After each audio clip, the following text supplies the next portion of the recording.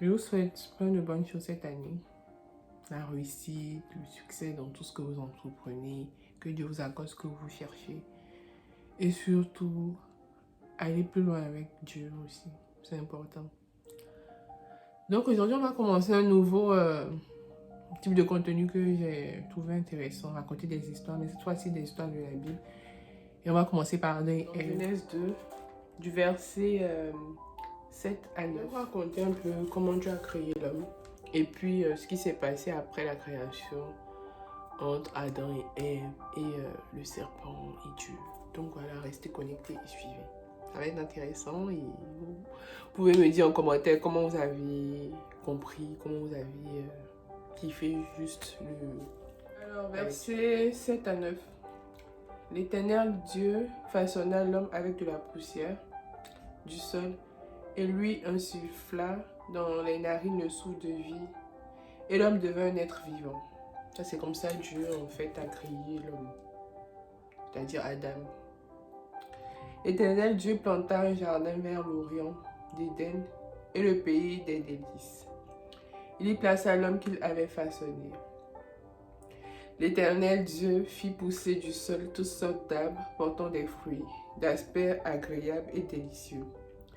Il mit l'arbre de la vie au milieu du jardin.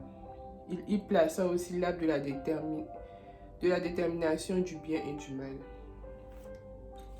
Donc voilà, on va s'arrêter là pour ça. Maintenant, verset 15. L'Éternel Dieu prit l'homme et l'établit dans le jardin d'Éden pour le cultiver et le garder.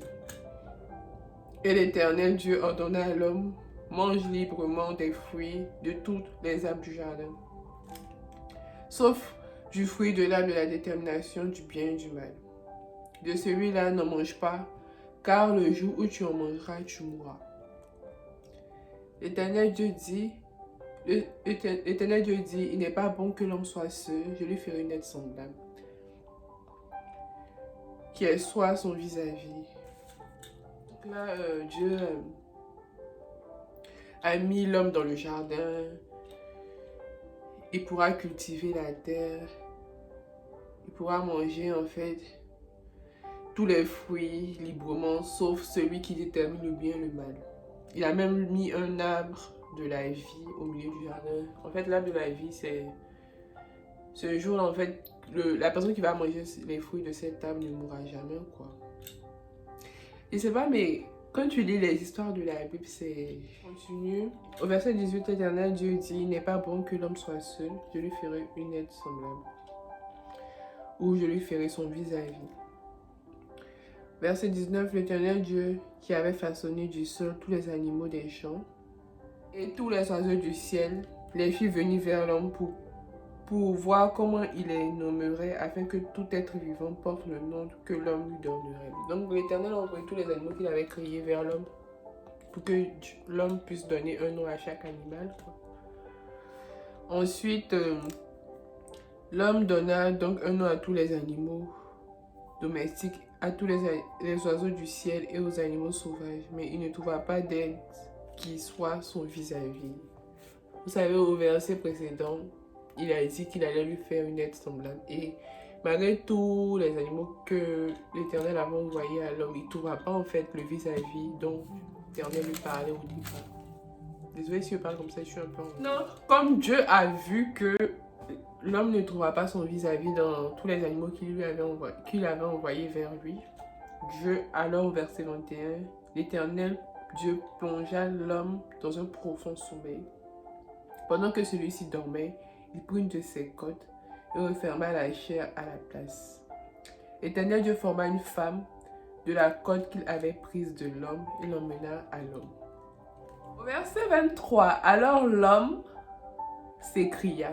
En fait, quand l'Éternel a fait dormir Adam, il a pris sa côte et il a façonné la femme. Donc la femme a été créée de la côte de l'homme. Maintenant, quand Dieu a fini ça, il a emmené la femme vers l'homme. Et quand l'homme l'a vue, il s'écria. Voici bien cette fois, celle qui est os de mes os, la chair de ma chair. On la nommera femme, car elle a été prise de l'homme. Quand il a vu les animaux pour la première fois, il n'avait pas autant d'énergie. Il n'a pas fait autant d'atalaku que ça. Est-ce qu'il a parlé même? Il a juste nommé et puis il a passé autre chose. Et il s'est rendu compte que dans tous les animaux qui étaient là, en fait, il n'y avait pas son vis-à-vis. Donc Dieu l'a fait dormir. Il a retiré sa côte pour faire la femme. Cette histoire est délicieuse. On dit c'est pourquoi l'homme laissera son père et sa mère et s'attachera à sa femme et les deux ne feront plus qu'un. L'homme et sa femme étaient tous deux nus sans en éprouver aucune honte. Donc c'est à partir de là en fait le mariage est né parce que l'homme et la femme se sont rencontrés. L'homme a commencé à s'écrier: femme, chair de ma chair, os de mes os, mon vis-à-vis. Donc voilà, ça c'est la première partie de l'histoire, la création d'Adam et Ève. Dans la seconde partie, la rupture de l'alliance entre Dieu et les hommes. L'histoire qui s'est passée, puis il y a eu beaucoup de conséquences sur nous tous. C'est à partir de Genèse 3 au verset 1 à 24. Donc je commence. Le serpent était le plus astucieux de tous les animaux des champs que l'Éternel Dieu avait fait. Il demanda à la femme: vraiment Dieu vous a dit, vous n'avez pas le droit de manger du fruit de tous les arbres du jardin? Ah, la petite voix qui veut te pousser au mal. La femme répondit au serpent: nous mangeons des fruits des arbres du jardin, mais celui qui est au milieu du jardin, Dieu a dit de ne pas manger de son fruit et de ne pas y toucher, sinon nous mourrons. La femme était consciente de ce que Dieu avait dit et elle a répété tout ça au serpent. Donc, en d'autres termes, l'homme et la femme avaient accès quand même à l'arbre de la vie éternelle, quoi. On va manger tous les fruits, sauf l'arbre de la détermination du bien et du mal. Donc, ils auraient pu manger l'arbre de la vie pour rester en vie toute leur vie. Ok, on continue. La femme a dit au serpent que Dieu nous a permis de manger tout sauf l'arbre du bien et du mal. Le serpent a commencé à discuter avec elle en mode... il voulait être vraiment sûr que c'était vraiment ce que Dieu avait dit. Il a dit, alors le serpent... Au verset quand on dit, alors le serpent dit à la femme, mais pas du tout. En gros, il a déjà demandé d'abord qu'est-ce que Dieu a dit. Et elle lui a dit ce que Dieu a dit. Maintenant, après, au verset 4, il lui dit, mais pas du tout.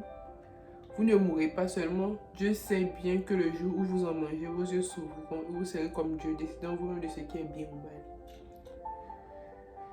Voilà, donc il a commencé à mettre des pensées dans la tête de la femme. Comme quoi, non, il n'y a pas de mort, t'inquiète.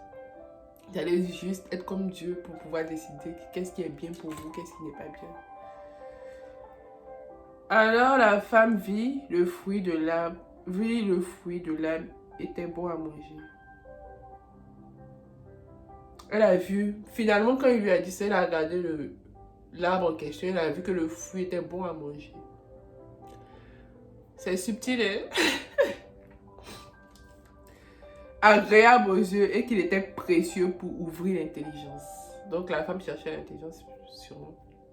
Il était agréable aux yeux. Tout à coup, subitement, il s'est rendu compte que non seulement il était bon à manger, il était agréable aux yeux. Genre, il était beau. C'était un beau fruit en fait. En plus, il contenait une substance qui permettait d'ouvrir l'intelligence. Tout ça parce que le serpent lui a dit que vous ne mourrez pas en fait. Vous serez capable de définir qu'est-ce qui est bien, qu'est-ce qui est mal comme Dieu. Ok. Je ne vais que lire et reformuler la parole. Je n'interprète pas. Alors les yeux... ok, au verset 6. Elle prit donc de son fruit en mangea. Elle en donna aussi à son mari qui était avec elle et il en mangea. Verset 7. Alors les yeux de tous deux s'ouvrirent et ils se rendirent compte qu'ils étaient nus. Il se fit donc des pagnes en cousant ensemble des feuilles de figuier. sont les débuts du stylisme. Il se fit des pailles avec des feuilles de figuier. Au moment de la brise du soir, ils entendirent la voix de l'Éternel Dieu parcourir le jardin. Alors, l'homme et sa femme se cachèrent de l'Éternel Dieu parmi les arbres du jardin. Ah là là. Ah là là, ils ont eu peur de l'entendre. Mais l'Éternel Dieu appela l'homme et lui demanda, où es-tu? Il a appelé l'homme pour lui demander où il est en fait. Parce qu'il ne comprend pas pourquoi il se cache. Bon, je crois que Dieu sait tout. Mais l'Éternel Dieu appela l'homme et lui demanda, où es-tu? Celui-ci répondit, j'ai entendu ta voix dans le jardin et j'ai eu peur. Quand je suis nu, alors je me suis caché. Ah Seigneur. Il avait peur d'être nu devant Dieu. Celui-ci répondit, oui, au verset 11, Dieu dit, qui t'a appris que tu es nu? Bonne question. Parce que de base, en fait, vous n'étiez pas censé savoir que vous étiez nus. Parce que je suppose que Adam et Ève ont passé beaucoup de temps devant Dieu nu. Ça ne leur disait rien, mais dès qu'ils ont mangé ce fruit interdit là, ils ont commencé à se rendre compte qu'ils étaient nus devant Dieu, quoi. Donc ils se sont cachés, ils se sont couverts, ils se sont cachés. Dieu dit, qui t'a appris que tu es nu? Aurais-tu mangé du fruit de l'arbre dont je t'avais défendu de manger? Adam répondit, la femme que tu as placée auprès de moi, c'est elle qui m'en a donné et j'en ai mangé. Il s'est dédouane. Il raconte rapidement que, franchement, c'est la femme qui m'a donné le fruit, j'ai mangé. C'est elle qui t'a placé à côté de moi. En tant que c'est lui qui l'a vu, il a commencé à s'écrier. Voici bien cette fois-ci qui est os de mes os, chair de ma chair. Mais aujourd'hui, comme c'est bizarre, la femme que tu as placée à côté de moi, c'est elle qui m'a donné à manger. Vous avez vu comment on dépose les choses. Quand c'est chaud, on dépose les choses sur les autres en même temps. On s'en lave les mains. Et au verset 13, l'Éternel Dieu dit à la femme, pourquoi tu fais cela? C'est incroyable, cette discussion entre les trois, là, c'est vraiment incroyable en fait. Il se dédouane. D'abord, il appelle l'homme, vu que c'est lui qui était là au début. C'est à lui, il a confié les choses et tout. Il dit que c'est la femme. Il appelle la femme maintenant pour lui demander pourquoi elle fait ça. Et la femme aussi, elle se dédouane, c'est le serpent qui m'a trompé, répondit la femme, et j'en ai mangé. Mais j'aimerais bien les serpents étaient où lors de cette causerie. Alors l'Éternel Dieu dit au serpent, il était là. Puisque toi tu as fait cela, tu es maudit. Parmi tous les bétails et tous les animaux sauvages, tu te traîneras sur la terre, sur le ventre plutôt. Tu mangeras de la poussière tout au long de ta vie. Voilà. Ensuite, je susciterai de l'hostilité entre toi et la femme, entre ta descendance et sa descendance. Celle-ci t'écrasera la tête et toi tu lui mordras le talon. Bon, je suppose que comme c'est eux, ce sont les deux qui ont commencé la discussion de qui mange, pourquoi tu ne manges pas, qu'est-ce que Dieu a dit. Donc, entre eux, ils vont gérer ce problème. Mais je pense que c'est pas tout quoi la suite. Je susciterai, oui. Ensuite, Dieu a dit à la femme, je rendrai tes grossesses très pénibles et c'est dans la souffrance que tu mettras au monde tes enfants. Donc voilà. Le serpent a pris pour lui, la femme a pris pour elle. Tes attentes seront tournées vers ton mari, mais lui il dominera sur toi. Dieu a mis à ce moment-là la domination de l'homme sur la femme. Comme le dit la parole, je ne fais que lire. Verset 17, il dit à Adam, puisque tu as écouté ta femme et que tu as mangé du fruit de l'arbre dont je t'avais défendu de manger, le sol est maudit à cause de toi. Qu'est-ce que ça m'apprend là? Dans la vie, il faut discerner. À part on te dit de faire un truc que de prime abord c'est bien. Que tu vas faire sans jugeante en fait, sans te poser 10 000 questions. C'est avec peine que tu en tireras ta nourriture tout au long de ta vie. Donc l'homme, maintenant, il a eu pour lui. C'est avec peine qu'il va pouvoir se nourrir tous les jours. Parce que le sol a été modifié. Donc je suppose qu'avant, il mangeait facilement. Dès que tu plantes un truc, ça pousse, quoi. Il n'y a pas 10 000 efforts à faire. Mais là, il faut travailler la terre, il faut faire ci, il faut faire ça. Enfin, j'essaie d'expliquer. Il te produira des épines et des chardons, et tu mangeras des produits du sol. Tu en tireras ton pain à la sueur de ton front jusqu'à ce que tu retournes à la terre, puisque tu as été tiré de celle-ci, car toi tu es poussière. Attends, en gros, l'homme a été tiré de la terre, il est poussière, et la femme a été tirée de la côte de l'homme. Okay. L'homme nomma sa femme Ève. Elle est devenue en effet la mère de toute vie humaine. Verset 21. L'Éternel Dieu fit à Adam et sa femme des vêtements de peau pour les habiller. Je pense que là, en fait, ce sont les prémices du stylisme. Même Dieu est un styliste, quoi. C'est incroyable. On en apprend beaucoup dans la Bible. Hein. C'est pour ça que c'est bien de lire. On a de tout. Au verset 22. Puis il dit, voici que l'homme est devenu comme l'un de nous pour décrire du bien, pour décider du bien et du mal. Maintenant, il ne faudra pas qu'il tende la main pour cueillir aussi le fruit de l'arbre de la vie, qu'il est mangé qu'il vive éternellement. Waouh, j'imagine. Tu as la capacité de décider du bien et du mal. C'est-à-dire que quelque part, tu peux faire le mal ou le bien. Et tu es éternel. Je ne sais pas si le monde allait bien se porter. Les méchants ne meurent pas. Ils continuent à être méchants éternellement, sans relâche, sans fin. Waouh! Verset 23. Alors l'Éternel Dieu le chassa du jardin d'Éden pour qu'il travaille le sol où il avait été tiré. Verset 24. Après avoir chassé l'homme, il posta des chérubins à l'est du jardin d'Éden avec une épée flamboyante, tournoyant en tous sens pour barrer l'accès de l'arbre de la vie. Donc l'Éternel a protégé l'arbre de vie pour ne pas que ces deux-là mangent encore et puis ça devienne un autre truc, quoi. Donc voilà, c'est ce que je voulais vous lire là. J'espère que vous avez aimé. En tout cas, la parole de Dieu est intéressante, franchement. Et quand tu lis pas juste que tu passes du temps à méditer, tu apprends plein de choses. Et cette vidéo là pour vous montrer que lire la Bible, c'est pas barbare, quoi. Il y a plein de choses à apprendre.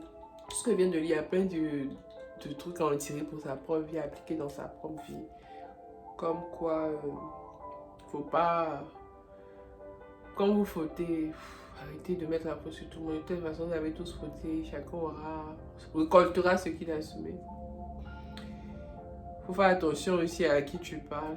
Parce que, bon, on me dit que discuter avec un serpent sur quelque chose que Dieu t'a dit, qui est clair dans ta tête, va commencer à te faire douter. Tu vas commencer à te dire, est-ce que c'est vraiment ce que Dieu a dit? Pourquoi Dieu me dit ça? Donc voilà, en gros, c'était pour montrer en fait que c'est intéressant, quoi. On apprend plein de choses et on peut les appliquer sur notre propre vie. Plus tu lis la parole de Dieu, plus ton intelligence se renouvelle et se développe. Plus tu connais Dieu, plus tu avances, quoi. Donc voilà, peace, abonnez-vous et partagez la vidéo s'il vous plaît. Cette année-là, on va faire plein de trucs.